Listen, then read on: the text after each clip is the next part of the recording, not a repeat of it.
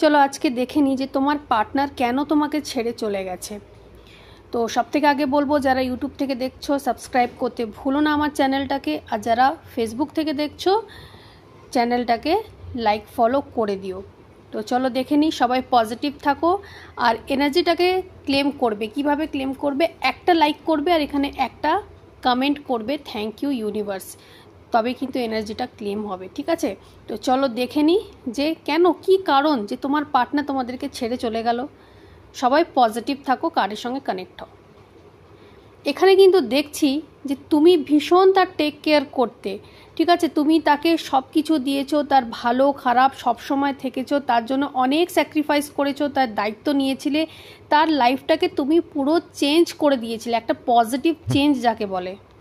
কিন্তু তোমার পার্টনার তোমাকে দুর্বল ভেবেছিল আর নিজের ইগোটাকে নিয়ে সবসময়তে ছিল, ঠিক আছে? এই কার্ড কিন্তু বলছে তুমি ছিলে শান্ত গভীর, ঠিক আছে?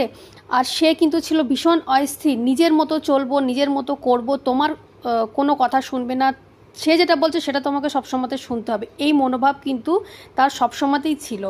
তোমার দিক থেকে দেওয়া ভালোবাসা যত্ন সব কিছুই সে নিয়েছে, কিন্তু যখন তোমাকে সেগুলো দেয়ার তখন কিন্তু সে দেয়নি, তখন কিন্তু সে তোমাকেই ফিরিয়ে দিয়েছে।